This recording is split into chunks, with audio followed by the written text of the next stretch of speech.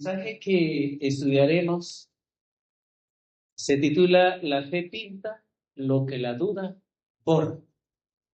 Van a escribir allí, en ese papelito, número 1, familia. Y en la parte de abajo, en una sola palabra o en una corta oración, escriba cómo está su familia, cómo describe su familia al día de hoy.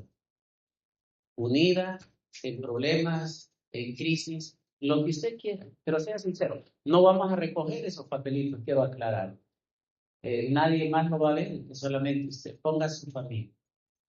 Después de ello, va a poner su situación económica y describa en pocas palabras cómo se encuentra su situación económica al día de hoy. ¿Cómo se encuentra su situación económica al día de hoy? Y por último, va a colocar su vida espiritual. Y van a poner ahí cómo se encuentra su vida espiritual al día de hoy. ¿Cómo está su vida espiritual al día de hoy? Repito. La primera, ¿cómo describe su familia al día de hoy? Número 2, ¿cómo está su situación económica al día de hoy? Y número 3, ¿cómo está su vida espiritual al día de hoy? Proverbios capítulo 23 y el versículo 7, la palabra de Dios nos dice, Proverbios 23, 7.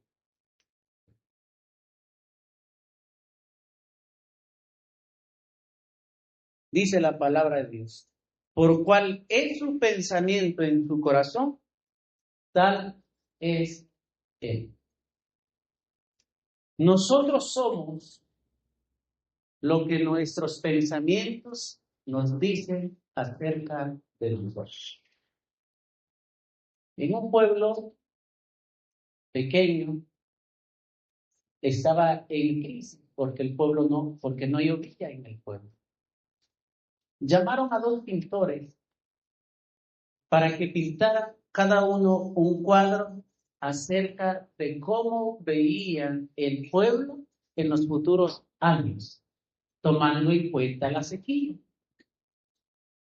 El primer pintor sacó sus pinceles, sacó el lienzo y comenzó a dibujar calles agrietadas, pasto seco, árboles sin hojas, un cuadro sombrío. El segundo pintor comenzó a dibujar flores, árboles llenos de hojas, frutos, ríos y niños jugando en las fosas. Cada uno de ellos reflejó en el cuadro sus pensamientos. Ustedes y yo somos esos pintores que por 80, 50, 60 años, 40, hemos pintado en el lienzo lo que han sido nuestros pensamientos. Proverbio 23, 7 dice, porque tal es el pensamiento del hombre, tal es él. Y quiero decirles que hay dos maneras de ver la vida. Una de ellas es viéndola con fe y con mucha esperanza. Y la otra es todo lo contrario, verla sin fe y sin esperanza. ¿Han escuchado ustedes decir en alguna ocasión, la iglesia no prospera porque hay pecado en la iglesia? Y que no se atreven a señalar al pecado con su nombre. Bueno, este sermón tiene el propósito de señalar el pecado y llamar al pecado por su nombre. Y para eso no necesitamos herir sentimientos. No necesitamos herir, qué sé yo, la reputación de nadie. No necesitamos que el que señale el pecado aparezca santo y perfecto y que el pecador parezca un ser despreciable. Para señalar el pecado, el único que tiene la autoridad aquí es el que nunca pecó. Y ese es Cristo Jesús. Y lo dejó a través de las Escrituras. Veamos lo que dice Mateo capítulo 13 y versículo 58. Y ahí en Mateo 13, 58 vamos a iniciar nuestro recorrido hasta encontrar el pecado que la Biblia quiere señalarlo, porque hoy Jesús nos habla a través de las Escrituras y las Escrituras es la que nos va a reprender en esta oportunidad. Y dice la palabra de Dios en el versículo 58. Y recuerden que esta únicamente es la introducción. Y dice, y por la incredulidad de ellos no hizo ahí, ¿qué cosa? Muchos milagros. ¿Cuál fue la causa que Dios no pudo hacer milagros en su propio pueblo? ¿Quiénes somos, según segunda de Pedro 2:9, quiénes somos el pueblo de Dios hoy? Nosotros. ¿Y por cuál? Y una de las preguntas tristes, ¿cuál es la iglesia donde menos milagros se ven? En la iglesia de Cristo. ¿Por qué razón Dios no obra milagros en nuestra iglesia? ¿Qué acabamos de leer? ¿Cuál es la causa que Dios no hizo milagros? Por la incredulidad de ellos. ¿Cuándo fue el último milagro que vio en su vida? ¿Cuándo fue el último milagro que vio en su familia? ¿Cuándo fue el último milagro que Dios dio financieramente? Y si no lo hemos visto, ¿por qué razón así? Por nuestra propia, ¿qué cosa? Incredulidad. Es que Dios no puede bendecir la falta de fe. Un autor desconocido dijo, el mayor enemigo del éxito es el miedo al fracaso. Y aquí nos vamos introduciendo un poquito más. Y dice Mensajes Selectos, tomo 1 en la página 450, y aquí prepárense porque aquí se va a poner por. Y como yo le digo, miren, el único que puede señalar el pecado es Dios. Es Jesús. Y allí no hay ningún otro humano aquí que esté capacitado para señalar el pecado de uno. Entonces vamos a dejar que la Biblia hable y ahora se apoye en el Espíritu Profecía. Porque Mateo decía que Dios no hizo milagros en la vida de su propio pueblo de Nazaret. No porque Dios no quisiera, sino que Dios no hizo milagros porque el propio pueblo no tenía la fe suficiente en el Jesús que tenía aquí. Y Mensajes Selectos, tomo 1, página 450, dice, la incredulidad es uno de los mayores pecados que puedan existir. Es el pecado que separa al alma de Cristo. ¿Cuál es uno de los mayores pecados? La incredulidad. Y ese pecado separa el alma de Cristo. Si en nuestras vidas no hemos visto muchos milagros, es porque somos incrédulos, no es por otra cosa. Porque Dios no pudo manifestar sus milagros en el pueblo de Nazaret, porque ese pueblo no tenía la suficiente fe en Cristo Jesús. Y Testimonios para la Iglesia, tomo 4, en su página 583 dice, la duda y la falta de fe en las promesas de Dios son pecados que entristecen al Espíritu Santo.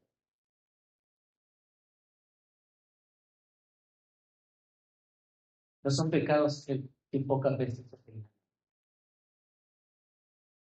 Son pecados que no se ven a simple vista y nosotros condenamos los pecados que nosotros podemos ver. Pero los pecados que solo Dios puede ver, eso no los condenamos, los justificamos. Y creemos que porque una persona tiene una buena reputación, tiene una buena imagen, creemos que esa persona no es pecadora. Pero si nosotros no tenemos la fe suficiente en Dios, pecamos.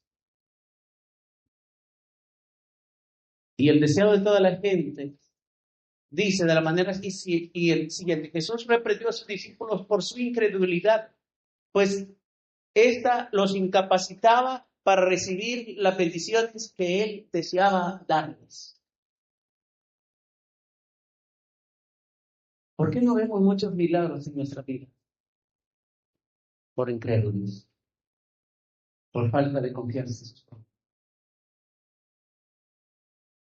Hermanos, nosotros estamos acostumbrados a un espíritu de miseria, estamos acostumbrados a un espíritu del mínimo esfuerzo. Estamos acostumbrados a conformarnos con lo menos que sea. Y eso entristece a Jesús, porque eso le impide que nosotros recibamos las bendiciones que Él desea darnos. Confirmemos lo que estamos estudiando en Santiago capítulo 1 y versículo 6. Santiago 1:6. Y vea lo que dice la palabra de Dios. Santiago capítulo 1 y versículo 6. Y dice la palabra: porque el que duda es semejante a la onda del mar que es arrastrada por el viento y echada de una parte a otra.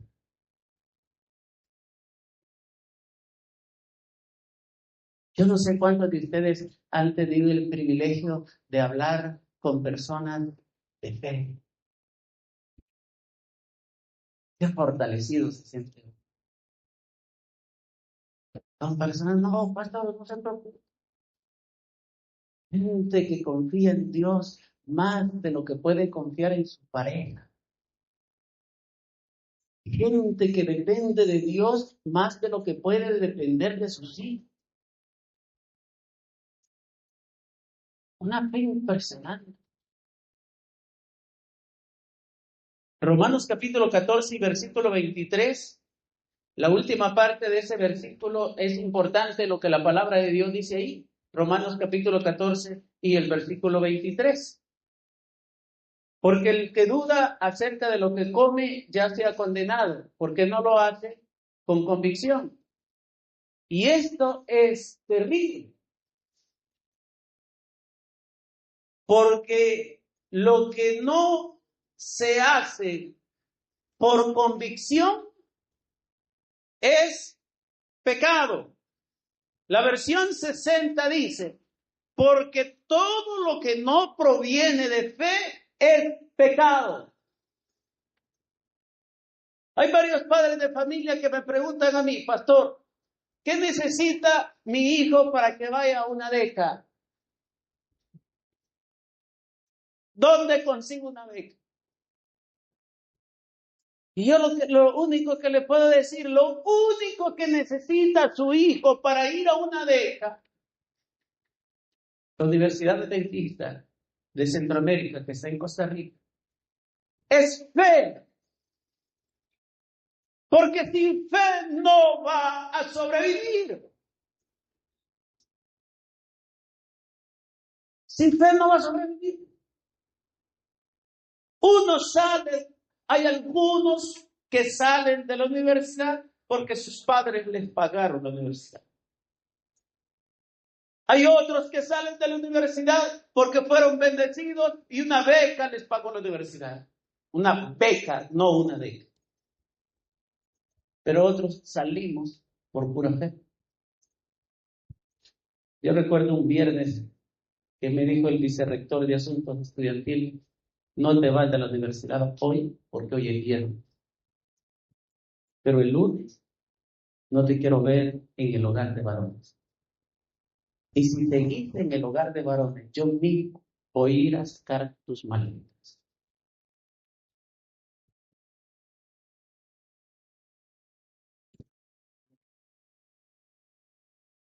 Y ese viernes, fue un viernes, hubo la recepción de sábado que se hacía en el hogar,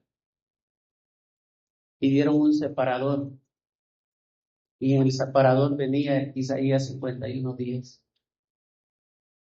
Y yo le dije, 41:10, y yo le dije al Señor, Señor, dame la respuesta, ¿qué voy a hacer? ¿Me voy o me quedo? No tenía ni siquiera para pagar el regreso. Y Isaías 41:10 decía, yo soy el que te sostengo de la mano derecha. Yo agarré ese separador, me arrodillé cuando nos pidieron que nos arrodillamos y le dije, Señor, gracias porque tú has respondido. De aquí no me voy hasta que salga graduado. Y para honra y gloria de Dios me gradué. Yo pagué la universidad, salí de la universidad por fe.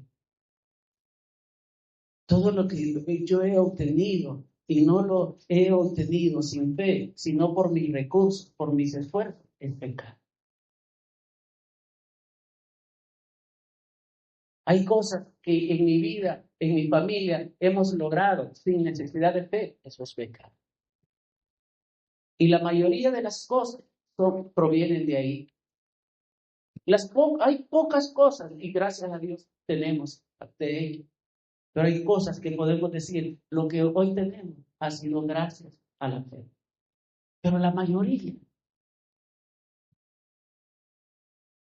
no ha proveído de fe, ha proveído de nuestros esfuerzos, ha proveído de nuestra inteligencia, por así decirlo. Y la palabra de Dios dice que la falta de fe, ¿qué cosa es? Y el camino a Cristo en la página 50 dice, la incredulidad es pecado. Cuando no tenemos fe en las promesas de Dios, lo deshonramos. Y nuestro pecado consiste en no creer en su palabra. La falta de fe es pecado.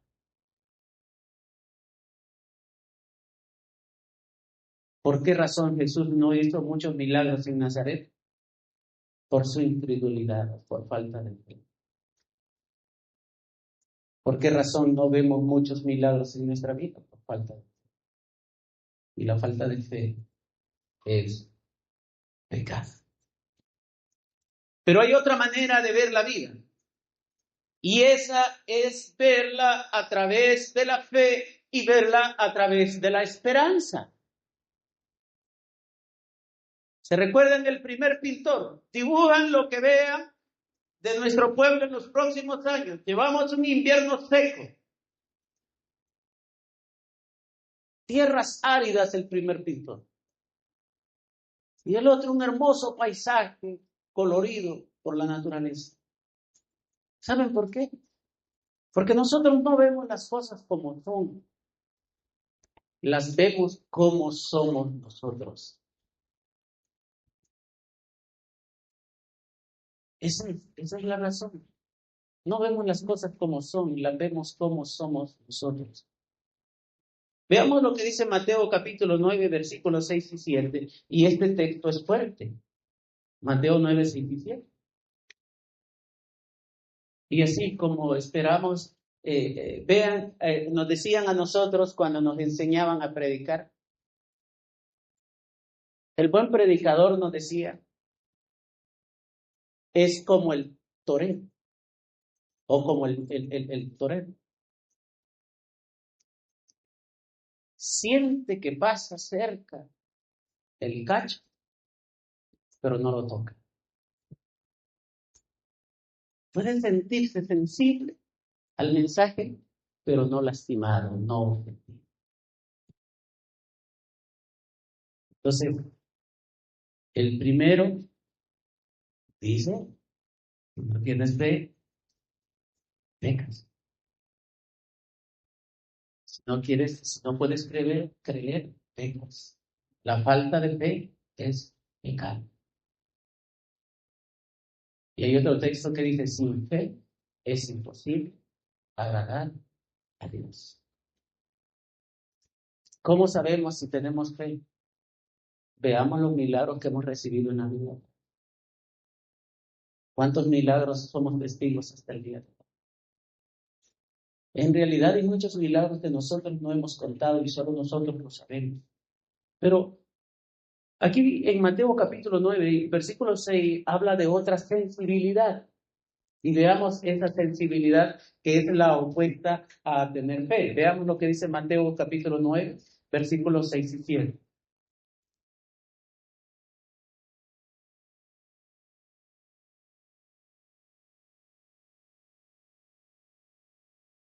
Y dice la palabra de Dios. Pues para que sepáis que el Hijo del Hombre tiene potestad en la tierra para perdonar pecados, dice al paralítico, toma tu cama y vete a tu casa. Entonces él se levantó y se fue a su casa. Cuando nosotros leemos así por encima este texto, pensamos que es otro milagro más de Jesús. Pero ese no es otro milagro más de Jesús. Es un milagro especial.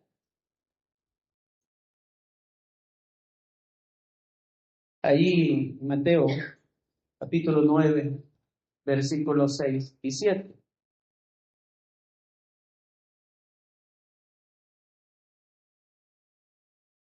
Porque este paralítico estaba delante de Jesús no porque él quería estar delante de Jesús.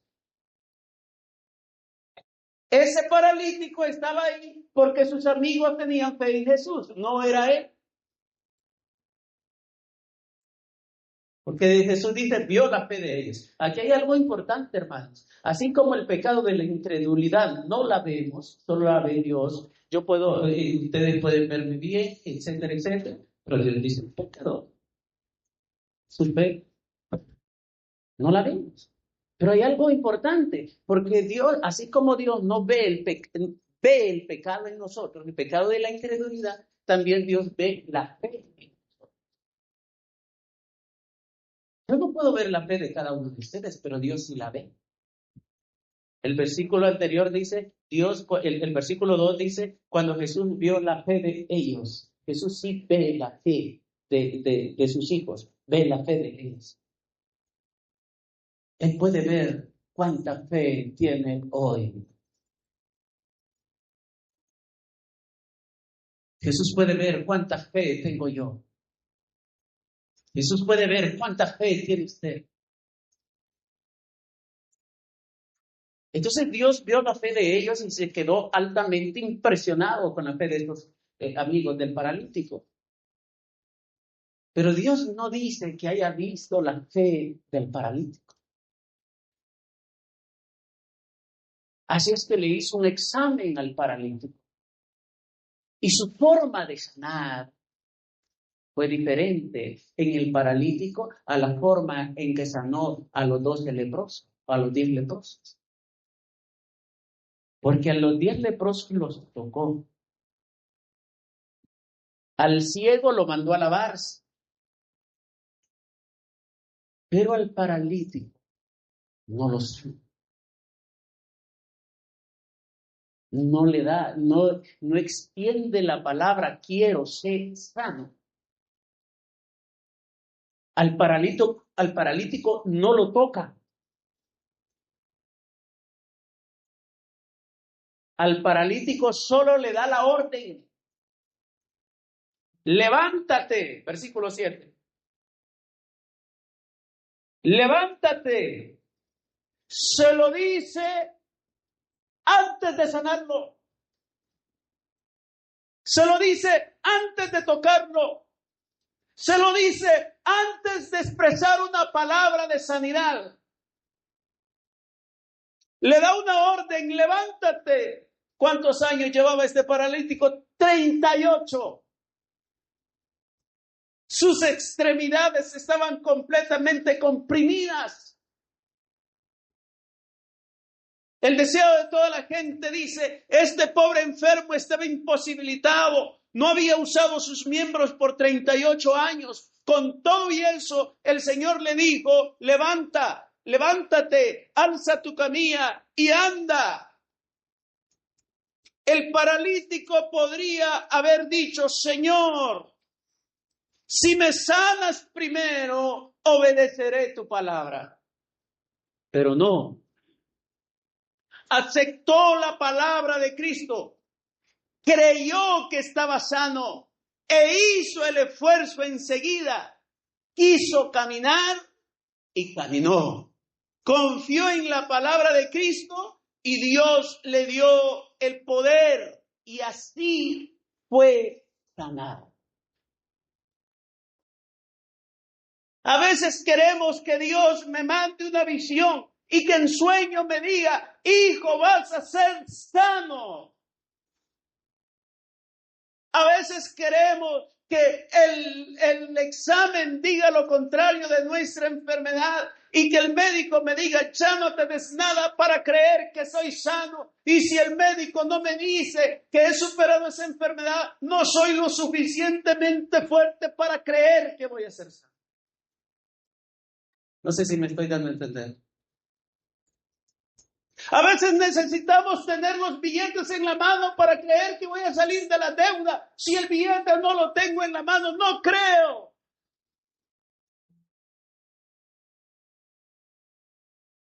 A veces necesitamos que se nos acerque alguien y diga: no te preocupes, yo te voy a solventar este problema. Y si esa persona no aparece, entonces no creemos.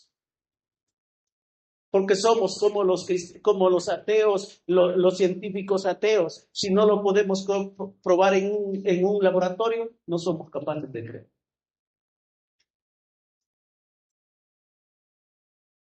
Le dije que este mensaje iba a ser sencillo.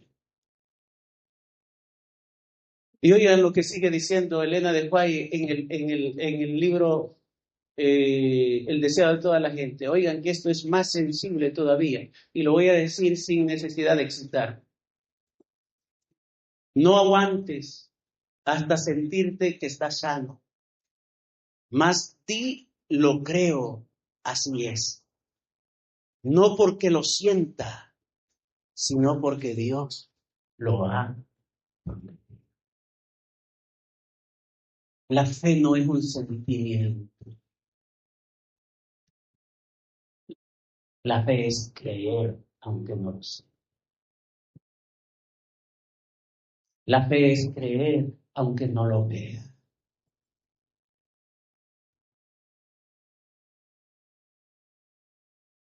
No necesitamos ser científicos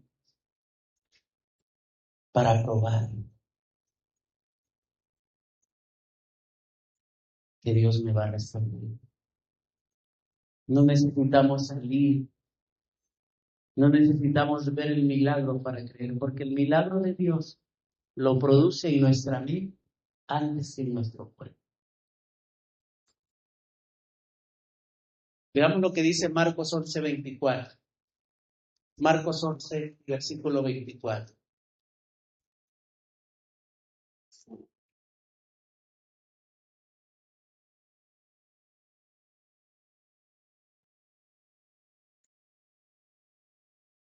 Por tanto les digo, todo lo que pidan en oración les será hecho. Por tanto os digo que todo lo que pidiereis orad, creed que lo recibiré y os vendrá. Una cosa es pedir y otra es creer que lo voy a recibir.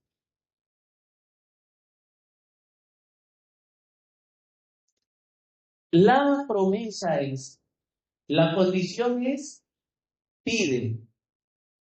La promesa es pide. Y la condición es creer. Si pides, pero no crees, no vendrá. Entonces nosotros pasamos el resto de vida pidiendo, pero creemos. Porque lo que nos han enseñado el mundo material es que para poder creer, yo tengo que ver que el examen diga que yo estoy examen. Pero si el examen dice que mis triglicéridos están altos, si mi examen dice que cualquier enfermedad, y si da positivo, entonces no tengo suficiente fe para creer lo contrario.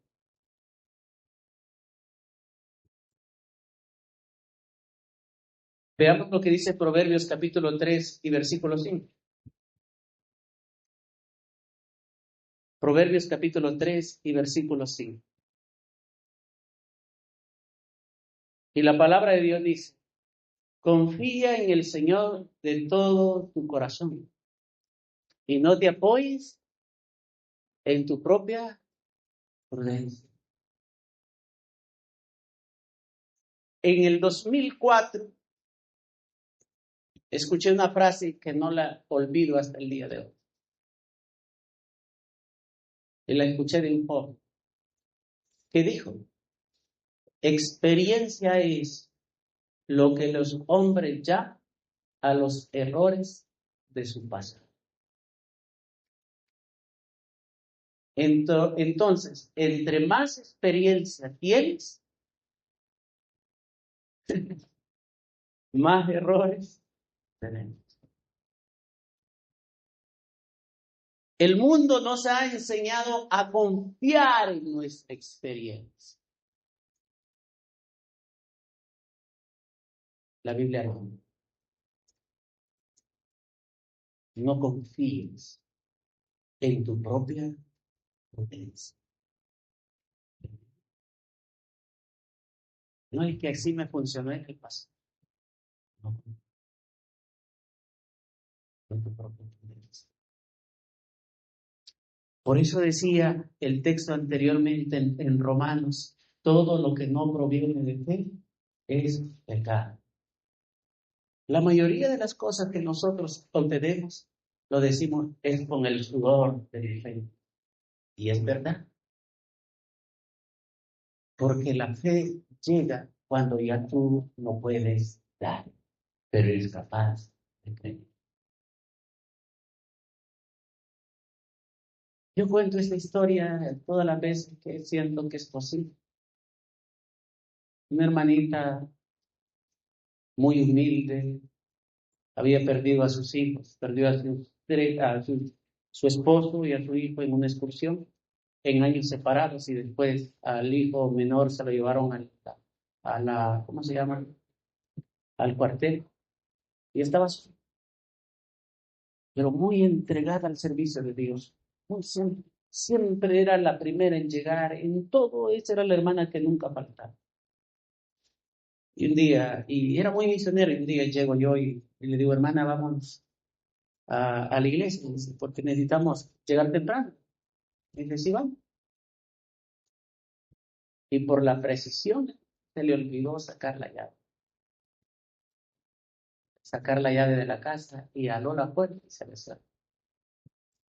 Y ya cuando habíamos salido el pasaje: pastor, se me olvidaron, dejé las llaves adentro. ¿Y qué hacen en esas cosas, en esa situación? Pues hay que subirse por el techo y bajar, pedirle al vecino y subirse por el techo y bajar. Y fuimos a ver dónde el vecino no estaba. Y entonces, ¿qué va a hacer? ¿Se va a quedar a esperar que el vecino no venga? Yo voy a la iglesia. Ese es problema de Dios, no es problema mío. Yo me voy a ocupar de su obra y el que se ocupe de mi casa. Y vámonos, pastor, ni se acuerde de eso. Y nos fuimos, estuvimos en la campaña. Y gracias a Dios. El día siguiente, la hermana me estaba esperando. Cuando yo llegué a la iglesia tenía 2 pares de llaves. Me dice: pastor, anoche que revisé, en la puerta, en la chapa de la puerta estaba colgado este llaverito con la llave en la chapa. Abrí, entré a la casa Y ahí adentro estaba el llavero donde yo ando mis llaves. Entonces, estas son mis llaves. Y estas son las llaves que Jesús me dio. Qué interesante. Poder decir, mira, esto es lo que yo compré, pero esto es lo que Dios me dio. Y poder decir, eso es lo que Abraham podía decir. Este es Ismael, el hijo que yo fabriqué. Pero este es Isaac, el hijo que Dios me dio.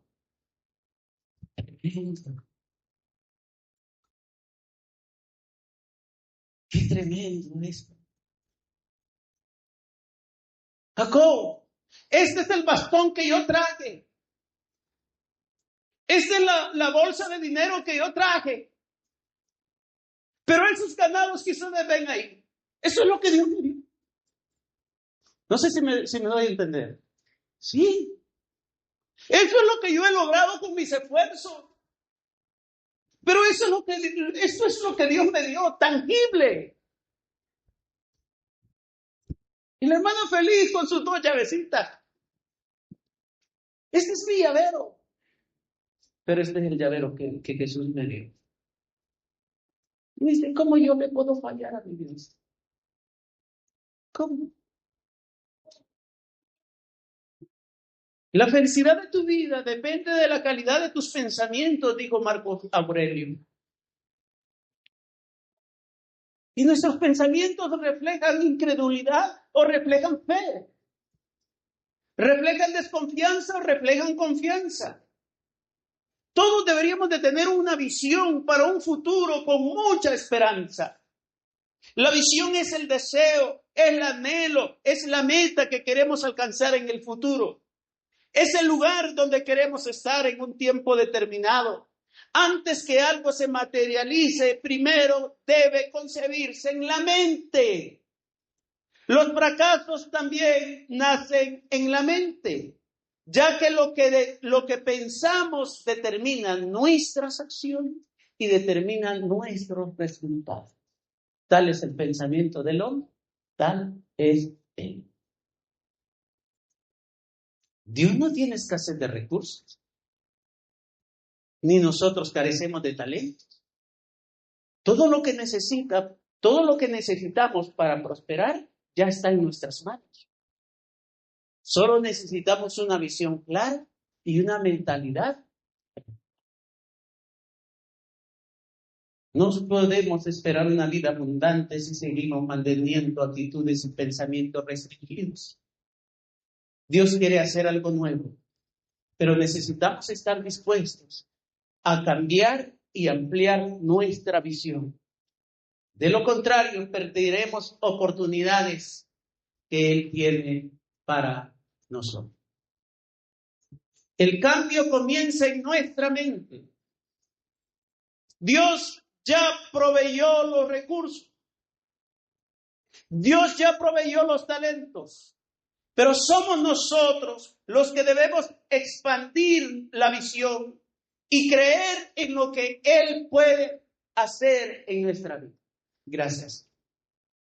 Lo que vemos constantemente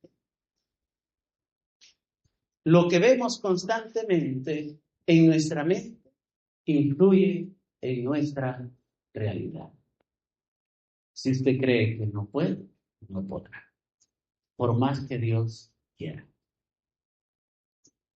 Si usted cree que nunca va a traer un alma a los pies de Cristo, nunca la trae, por más que Dios quiera que usted lo traiga. Si usted tiene familia y su familia no es convertida y no es capaz de creer, nunca va a suceder. No importa las campañas que lo lleven, no importa quién vaya, hable con él, nunca va a suceder. Porque tal es el pensamiento del hombre, tal es. Recuerdo un hermano que dijo, Señor, ya me permitiste recibirme a mí, ahora permite que mi esposa pueda venir. Su esposa era católica, y le dijo al Señor, Señor, vamos a hacer un trato. Yo no voy a comer los sábados por 3 meses. Voy a ayunar todos los sábados por 3 meses. y tú vas a llevar a tu esposa. Y eso le dio problemas, muchos problemas. Estuvo a punto de separarse, porque la esposa le decía, ya conociste a una hermanita en la iglesia que te está dando comida. Y por eso no comes. Y se le puso difícil la vida. Él tenía, en 3 meses yo tengo que ver a mi iglesia, a mi esposa en la iglesia. Y él me decía, pastor, a los 2 meses y medio, mi esposa sin querer queriendo llegó un día a la iglesia, en una campaña, llegó jueves, viernes, y el viernes estaba bautizado. Y toda la gente decía, pero ¿por qué? Si no le han dado estudio bíblico. Pero porque el esposo había sido capaz de creer que eso iba a suceder. Después que se bautizó, le dijo, vaya, ahora te voy a explicar por qué no estaba comiendo los sábados. Y le digo, cuando yo me bauticé, yo sentí una gran paz en mi corazón. Y yo quería que tú sintieras eso también. Y si yo te iba a hablar de la iglesia, tú me ibas a reprochar. Además, ¿qué conocimiento tengo yo de la iglesia? Entonces, es un pacto con mi Dios, que yo iba a ayunar los sábados por 3 meses. Pero que antes de eso tú tenías que ser bautizado. Y la esposa se quedó anonadada con la noticia. Y le dice, ¿cuántos sábados te quedan? Y le dice, me quedan el próximo mes completo, más los 2 sábados de este mes. Y le dice, los otros sábados que te faltan, los voy a hacer contigo. Y juntos terminaron el ayuno de los 3 meses. Porque es capaz de creer. Ahora yo quiero que vayan nuevamente a su papelito y escriban allí, en el mismo orden, pero en la parte posterior, cómo ve a su familia en los próximos 4 años. ¿Cómo se ve? Número 2, ¿cómo se ve económicamente en los próximos 4 años? Y número 3, ¿cómo se ve espiritualmente en los próximos 4 años? Se ve sirviendo al Señor, se ve una iglesia llena, se ve cansado, ¿cómo se ve?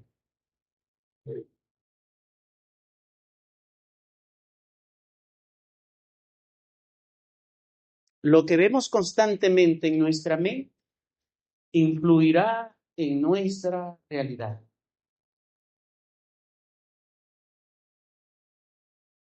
Y los invito a ver a través de los ojos de Josué y Caleb.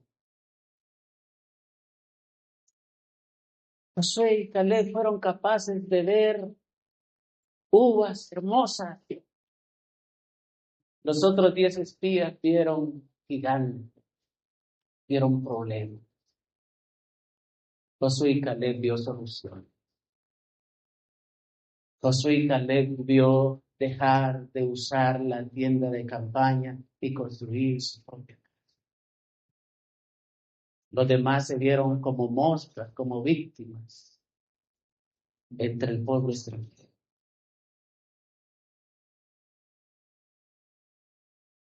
Oremos al Señor y digámosle, Señor, rompe mis lentes de la duda.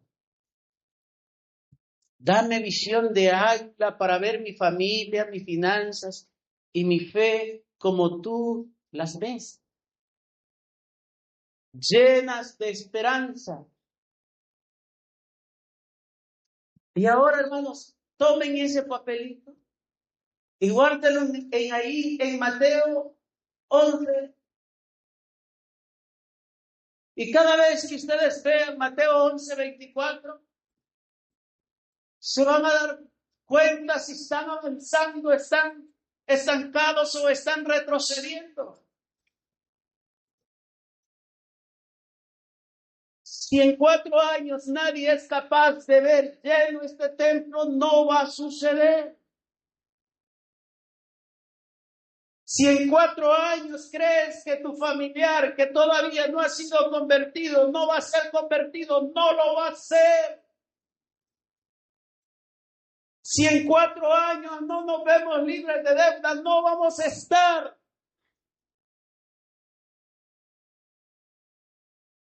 ¿Cómo nos vemos en 4 años?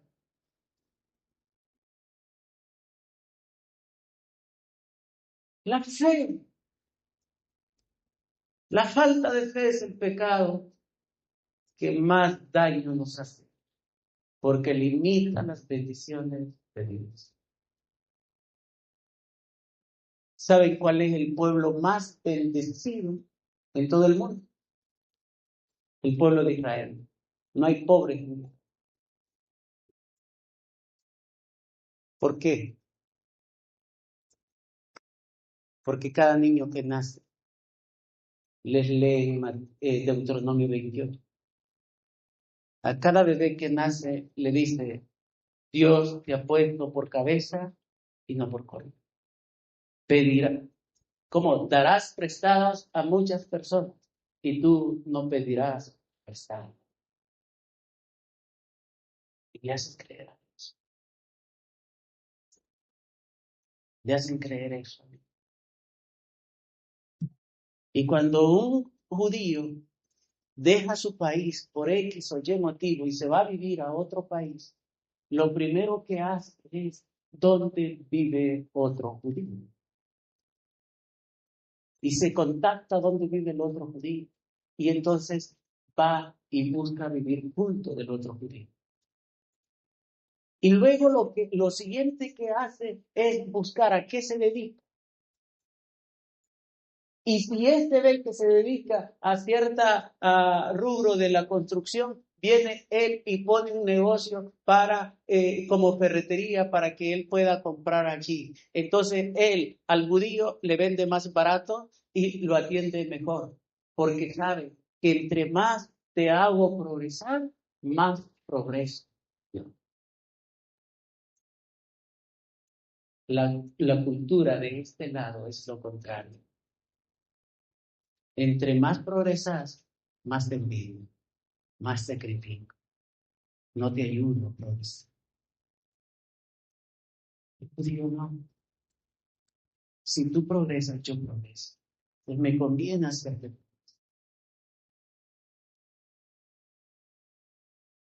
Hermanos queridos, Dios puede ver la fe de nosotros. Y lo que usted puede ver en los próximos años es lo que va a suceder. Dios no hace muchos milagros en nuestras vidas. Y la razón es por nuestra poca fe. Que Dios nos ayude a confiar en su palabra y a vivir por la fe en Cristo Jesús. Que Dios pueda bendecirnos en esta